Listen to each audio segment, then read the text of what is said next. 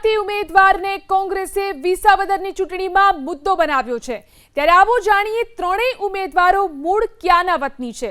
ભાજપના ઉમેદવાર કિરીટ પટેલ મૂળ ગીર સોમનાથ જિલ્લાના રાતીધાર ગામના છે, પરંતુ તેઓ 2 વખત જૂનાગઢ જિલ્લાના પ્રમુખ રહી ચૂક્યા છે અને જૂનાગઢ ભાજપના કદાવર નેતા ગણાય છે।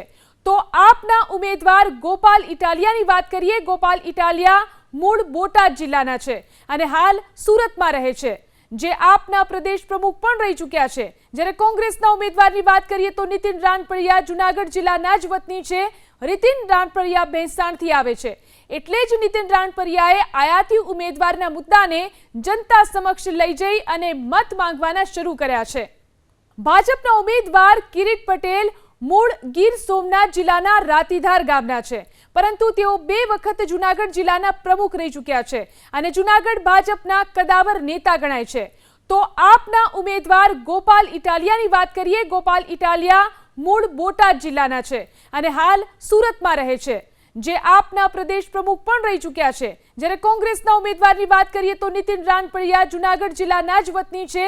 નીતિન રાણપરિયા ભેંસાણથી આવે છે, એટલે જ નીતિન રાણપરિયાએ આયાતી ઉમેદવારના મુદ્દાને જનતા સમક્ષ લઈ જઈ અને મત માંગવાના શરૂ કર્યા છે।